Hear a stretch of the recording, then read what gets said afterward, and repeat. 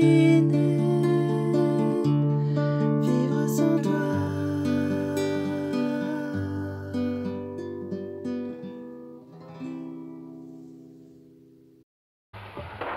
Bonjour à tous et à toutes. J'ai apporté ici des épis de blé qui vont illustrer la prédication que je vais donner. Éventuellement, il y aura peut-être un travail pratique avec les enfants après. Donc vous m'attendez à la sortie et là on apprendra à frotter des grains de blé pour séparer le grain de la balle. Et c'est ce que font les cultivateurs aussi actuellement. Enfin, déjà maintenant les moissons sont terminées, mais régulièrement j'avais un oncle, il allait dans le champ, il frottait des grains de blé, il les goûtait, il savait d'après leur dureté s'il était temps de moissonner ou pas, s'ils étaient mûrs. Technique. Prions. Père éternel, je te remets ce moment de prédication, de proclamation de ta parole. Parle à nos cœurs par ton Esprit Saint et ouvre notre intelligence, afin que nous comprenions ta volonté pour nous. Amen. Amen. Le passage que j'ai choisi se situe dans l'évangile de Matthieu. L'évangile de Matthieu a été écrit pour annoncer la bonne nouvelle aux Juifs. La venue de Jésus, en fait, est l'aboutissement de la promesse à Abraham. Matthieu, chapitre 2, verset 6, reprend Michée, chapitre 5, verset 1. N'allez pas voir, je vais le lire.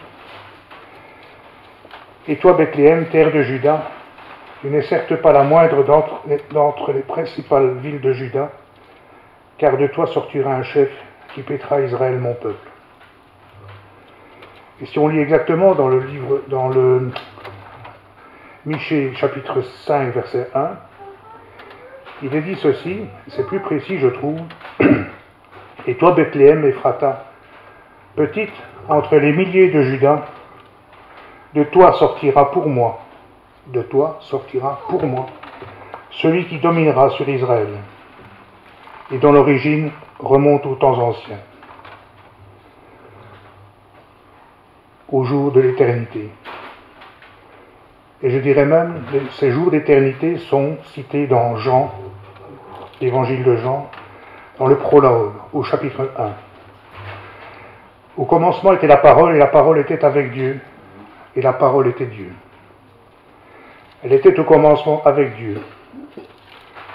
Toutes choses ont été faites par elle, et rien de ce qui était fait n'a été fait sans elle. En elle était la vie, et la vie était la lumière des hommes. La lumière luit dans les ténèbres, et les ténèbres ne l'ont point reçue. Je vais dire le texte maintenant de Matthieu 12. Vous pouvez le prendre, Matthieu 12, versets 1 à 8, dans un premier temps.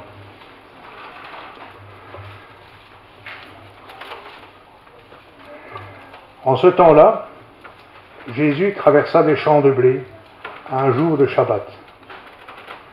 Ses disciples qui avaient faim se mirent à arracher des épis et à manger. Les pharisiens, voyant cela, lui dirent « Voici, tes disciples font ce qui n'est pas permis de faire pendant le Shabbat. » Mais Jésus leur répondit « N'avez-vous pas lu ce que fit David lorsqu'il eut faim, lui et ceux qui étaient avec lui? Comment il entra dans la maison de Dieu et mangea les pains de proposition qu'il ne lui était pas permis de manger, non plus qu'à ceux qui étaient avec lui, et qui étaient réservés aux sacrificateurs seuls.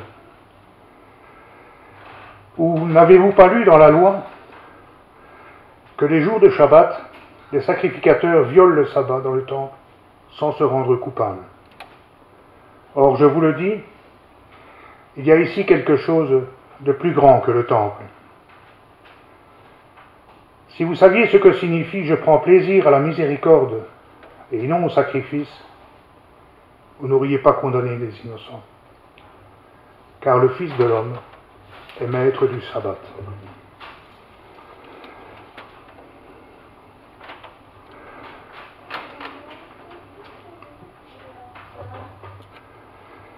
Il était tout à fait légitime pour des personnes, lorsqu'elles avaient faim et qu'elles se promenaient dans la campagne, de cueillir autant d'épis qu'elles le désiraient dans les champs de blé de leur prochain.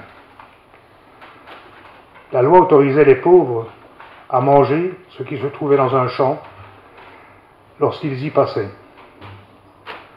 Deutéronome 23 nous l'explique très bien.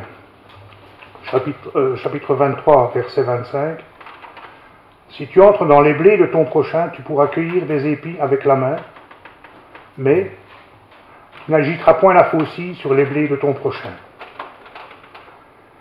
Et au verset 24, il est dit la même chose pour les vignes. Si tu entres dans la vigne de ton prochain, tu pourras à ton gré manger des raisins et t'en rassasier, mais tu n'en mettras point dans ton vase. Ruth aussi a glané dans les champs de Boaz. Les glaneurs n'avaient pas le droit de couper les épis, mais ils pouvaient les arracher avec la main. L'objection des pharisiens n'était pas tant dans le fait de cueillir des épis, mais de le faire un jour de Shabbat. Car pour eux, cueillir des épis, les froisser dans sa main, c'était moissonner. Donc faire un travail interdit le jour du Shabbat. Pourquoi les pharisiens disent-ils que c'est interdit? La loi ne l'interdisait pas, mais la tradition juive assimilait ce geste à la moisson. Arracher une fleur, une feuille ou un fruit était aussi pour eux assimilé au travail du moissonneur et condamné comme violation du Shabbat. Les spécialistes de la loi, les scribes, avaient établi une liste de 39 occupations interdites le jour du Shabbat. Le pire, ce n'était pas le catalogue des travaux interdits, mais l'esprit dans lequel on l'interprétait. D'après la loi, la troisième chose interdite le jour du Shabbat, c'était de moissonner. Le problème, c'est que les scribes et les pharisiens donnèrent au précepte de la moisson une dureté insupportable. Imaginez, quand un gamin montait dans un arbre, ou un enfant, et en faisait tomber des fruits involontairement, on ne pouvait pas les manger, parce que c'était le Shabbat. De même, ceux qui étaient tombés d'eux-mêmes le jour du Shabbat, on ne pouvait pas les manger. Autre exemple, les ménagères ne pouvaient pas utiliser les œufs qu'avaient pondus leurs poules le jour du Shabbat. Les scribes, de leur côté, donnèrent des explications sur le transport de nourriture, des prescriptions. On ne pouvait pas transporter plus qu'une figue sèche. La quantité de vin qu'on pouvait transporter, c'était juste un gobelet. Le miel que l'on pouvait transporter, c'était juste pour soigner une blessure. L'eau, juste pour fabriquer un collyre. Le lait, c'était une gorgée. Sinon, c'était violation du Shabbat. Et ils n'ont pas oublié les femmes. Les femmes ne pouvaient pas sortir pendant le Shabbat avec une aiguille munie d'un chasse, d'un trou. Ils ne pouvaient pas porter d'anneau avec un cachet. Ils ne pouvaient pas prendre de pastilles de senteur. Donc, si on vivait à l'époque du Shabbat, on ne pouvait pas manger un bonbon. Et on ne pouvait pas non plus transporter un flacon de baume, de parfum. Interdit de porter une bourse le jour du Shabbat. On conseillait de la faire porter par un non-juif ou une bête de somme. On n'avait même pas le droit de porter un ticket, un papier de la grandeur d'un ticket d'un endroit à un autre. Notre fils est allé passer quelques semaines en Israël et a logé chez des juifs messianiques. Entendez bien, des juifs convertis, qui ont reconnu Jésus comme leur Messie. Eh bien, le jour du Shabbat, ses hôtes lui ont demandé d'éteindre l'interrupteur. C'est dire le poids des lois, de la loi, sur les cœurs et les consciences. Et que dire de nos frères musulmans qui viennent à la foi? Ils viennent aussi avec un bagage, avec une culture. De nos frères catholiques. qui se convertissent, des Jéhovah qui se convertissent, des Mormons qui se convertissent. Tous ceux qui se convertissent ont avec eux ce poids des prescriptions. Au verset 3 et 4, « Et Jésus leur répondit, n'avez-vous pas lu ce que fit David lorsqu'il eut faim, lui et ceux qui étaient avec lui? Comment il entra dans la maison de Dieu et mangea les pains de proposition ?» Dans ce passage, David était pressé par la faim, comme les disciples du verset 1. J'ai remarqué. Il est entré, David, dans le sanctuaire le jour du Shabbat. Mais la conduite de David repose sur le principe que dans les cas exceptionnels, où une loi morale se trouve en conflit avec une loi cérémonielle, c'est la seconde qui doit céder. Donc ne restons pas attachés à des lois cérémonielles. Jésus relève cet enseignement de l'Ancien Testament. Le but de David, c'était de rester en vie, ainsi que ses amis. Et le grand prêtre devait conserver la vie de David aux dépens du commandement rituel. Les jours de Shabbat, au verset 5, les sacrificateurs violent le Shabbat dans le temple sans se rendre coupables. Les prêtres ne se rendent pas coupables car ils travaillent dans le temple. Or, les disciples, ici, sont au service de quelqu'un de plus grand que le temple, comme l'affirme Jésus au verset 6. N'oublions jamais que les Juifs ont deux références incontournables dans leur vie, la loi et le temple. Ce que répond Jésus bouscule leurs convictions, leurs certitudes.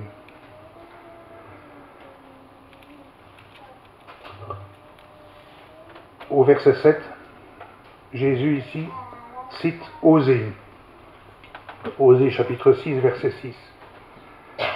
« Car j'aime la piété et non les sacrifices, et la connaissance de Dieu plus que les holocaustes. » L'amour vrai est l'essence de toute adoration.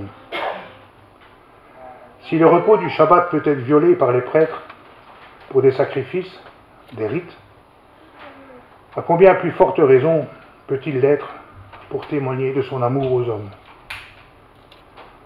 Qui a instauré le sabbat? Au verset 8. Dieu lui-même, il en est le maître. J'ai oublié d'indiquer la référence en Deutéronome. Mais Jésus ici affirme sa divinité. Il est le maître du sabbat. C'est lui, le maître du Shabbat. J'apprécie aussi, dans ce texte, l'attitude de Jésus qui prend les pharisiens à leur propre piège.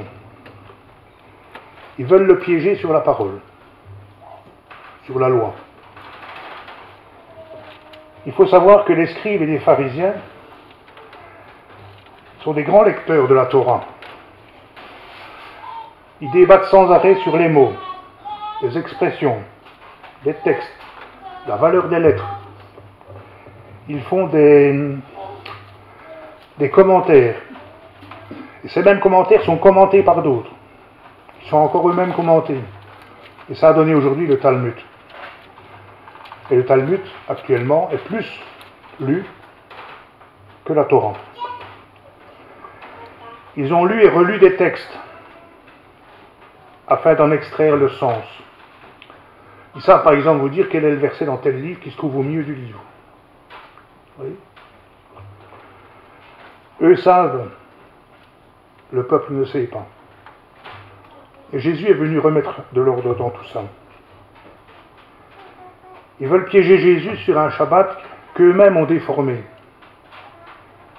Et Jésus les rencontre sur leur propre terrain. Comme on dirait l'expression, il amène la guerre dans le camp de l'ennemi. Eux, les grands lecteurs. Voilà ce qu'il leur dit au verset 3. N'avez-vous pas lu? Imaginez la stupeur des pharisiens. Comment pas lu? Nous? Mais on connaît la loi. Vous ne connaissez rien. On l'a lu, on l'a relu, on la connaît dans tous les sens. Et il leur dit, n'avez-vous pas lu? Ils sont choqués, ce sont des spécialistes. Il leur dit une deuxième fois, N'avez-vous pas lu dans la loi, au verset 5, une technique d'enseignement des Juifs, c'était d'enseigner en posant des questions. N'avez-vous pas lu? Et au verset 7, ça c'est le sommet, si vous saviez ce que signifie « Je prends plaisir à la miséricorde et non au sacrifice », vous n'auriez pas condamné des innocents. Si vous saviez ce que signifie, autrement dit, vous avez lu, mais vous avez ignoré le sens du texte. Vous avez parcouru les mots, compté les lettres, noté leur position, et en fait, vous n'avez pas lu. En conséquence, vous n'avez pas compris qu'il fallait exercer la miséricorde et vous avez condamné des innocents. Je vais continuer par lire la suite du passage de Matthieu, chapitre 12, verset 9. Étant parti de là, Jésus entra dans la synagogue. Et voici, s'y trouvait un homme qui avait la main sèche.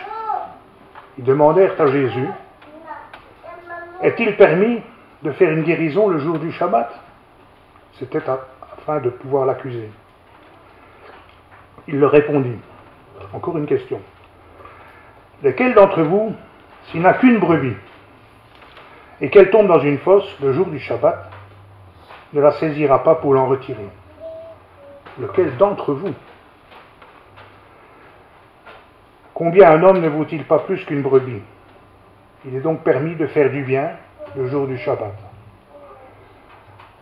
Alors il dit à l'homme, « Étends ta main. » Il l'étendit, et elle devint saine comme l'autre. Il n'a même pas touché. C'est dire la puissance de sa parole.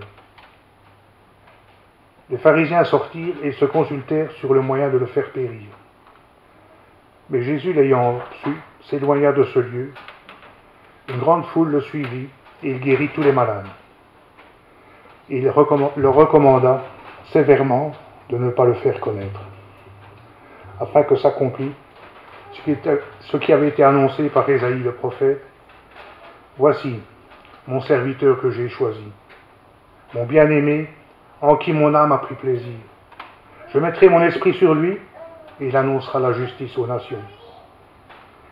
Il ne contestera point, il ne criera point, et personne n'entendra sa voix dans les rues. Jésus n'a jamais contesté, n'a jamais crié, et personne n'a entendu ses éclats de voix dans les rues. Il ne brisera point le roseau cassé, il n'éteindra point le mignon qui fume, jusqu'à ce qu'il ait fait triompher la justice. Parce que Jésus aime les pharisiens, comme il aime tous les autres juifs. Il veut se révéler à eux. C'est à eux de choisir.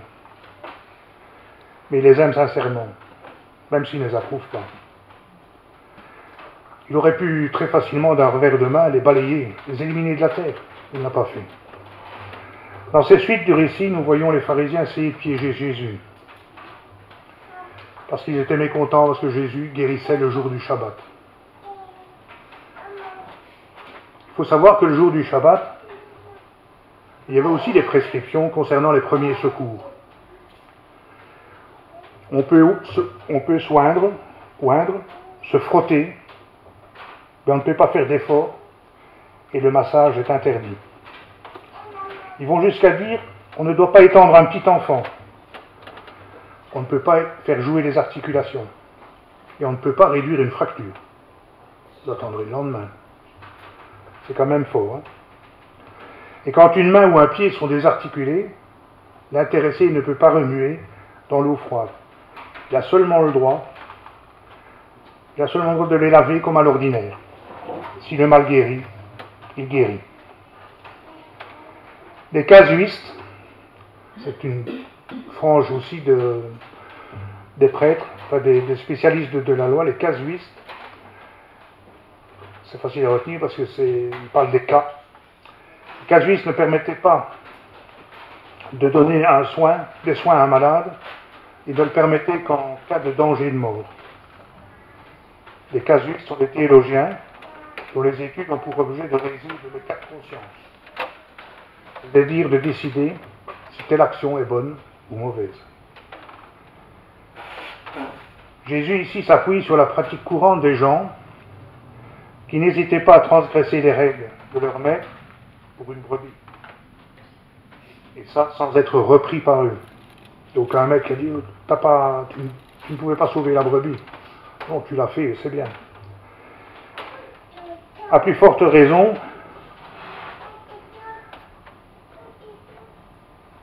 peut-on guérir un homme?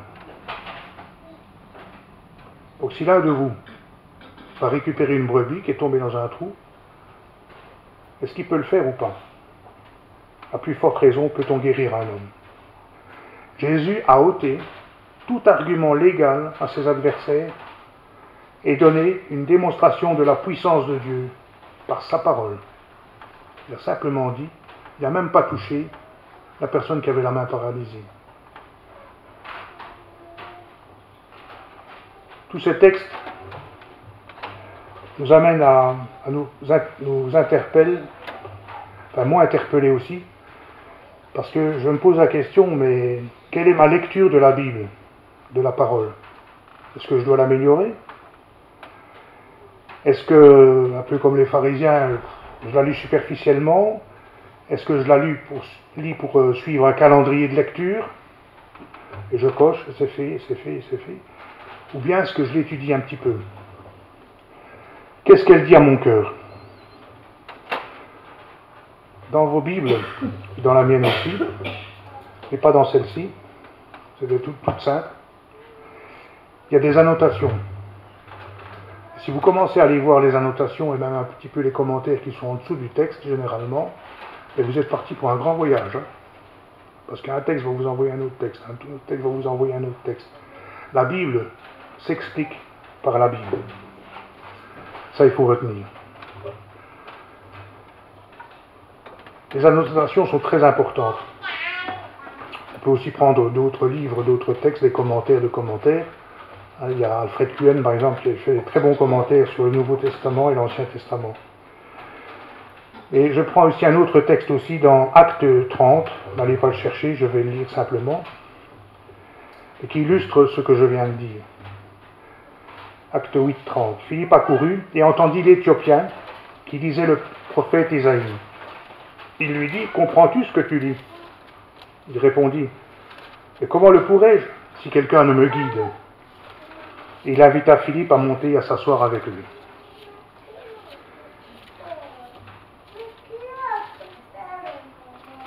Le passage de l'écriture qu'il lisait était celui-ci. Il a été mené comme une brebis à la boucherie, et comme un agneau muet devant celui qui le tombe. Il n'a point ouvert la bouche. Et vous connaissez la suite. Donc Philippe a été envoyé pour donner des explications à l'Éthiopien. La Bible, je la lis, ou même parfois je ne la lis plus. Dans quel esprit est-ce que je lis ma Bible? Parce qu'il le faut, ou parce que j'aime la parole de Dieu? Suis-je conscient qu'au-delà d'une histoire, Dieu parle à son peuple et Dieu me parle?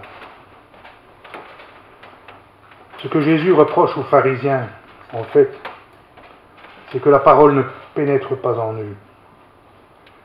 Et ça, il nous le dit dans Jean, chapitre 8, verset 37.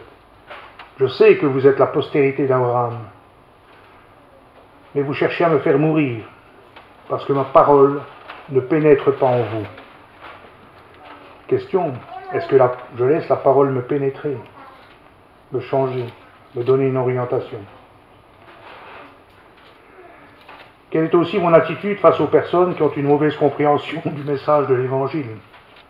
Est-ce que je suis plutôt dans l'attitude des pharisiens de juger et de condamner? Ai-je la même attitude que Christ face aux pharisiens? Il aurait pu les éliminer, comme je l'ai dit, mais il les respecte pour la gloire de son Père. N'oublions pas aussi qu'il y a la foule, des petites gens qui entendent, qui le suivent et qui écoutent son enseignement. Ce que dit Jésus les édifie. Et une des conséquences, c'est la rencontre de Jésus avec Nicodème. Donc des pharisiens, ont été touchés. Et je vais terminer ici par deux citations. Dans 2 Timothée chapitre 3, Voici ce que Paul dit à Timothée et à nous également. Dès ton enfance, au verset 15, dès ton enfance, tu connais les saintes lettres qui peuvent te rendre sage à salut par la foi en Jésus-Christ. Toute écriture est inspirée de Dieu et utile pour enseigner, pour convaincre, pour corriger, pour instruire dans la justice. Je relis le texte avec mes yeux, mes lunettes. Toute écriture est inspirée de Dieu et utile pour m'enseigner, me convaincre, me corriger, m'instruire dans la justice. Et le dernier verset ici, c'est Jacques qui affirme. Jacques chapitre 1, verset 25. Mais celui qui aura plongé les regards, pas qui se sera humecté les yeux avec un petit peu de Bible de temps en temps, plonger les regards dans la loi parfaite. Plonger, ça veut dire s'immerger. Si vous essayez de plonger en restant hors de l'eau, c'est impossible. La loi de la liberté, et qui aura persévéré n'étant pas un auditeur oublieux, mais se mettant à l'œuvre, celui-là sera heureux dans son activité. Je relis, celui qui aura plongé les regards, n'étant pas un auditeur.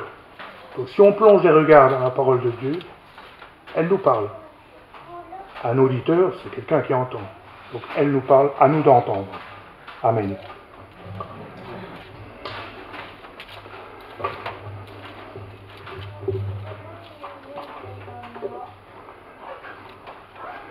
Père éternel, merci pour ta parole. C'est vrai, Seigneur, qu'elle nous édifie, qu'elle nous conduit, qu'elle nous reprend parfois. Et Seigneur, nous te remettons nos cœurs, nos âmes, notre intelligence, notre esprit, afin que tu la façonnes, Seigneur, par ta parole. Seigneur, je te remets aussi tous ceux qui ne sont pas là aujourd'hui et qui sont peut-être faibles en santé. Garde-les, soutiens-les, donne-leur la paix, Seigneur.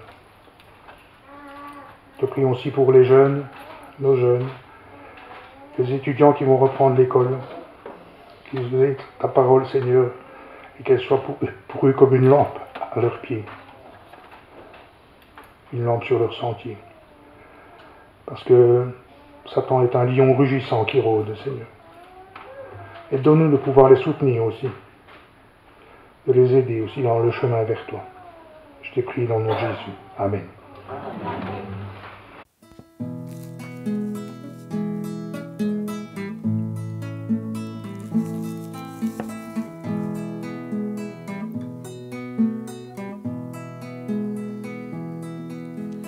Jésus, nous t'adorons, Jésus, nous t'adorons, Jésus, tu es souverain. Tes œuvres t'acclament, l'Église proclame, ô Jésus, tu es souverain. Jésus, nous t'adorons, Jésus, nous t'adorons, Jésus, tu es souverain. Tes œuvres t'acclament, l'Église proclame, ô Jésus, tu es souverain.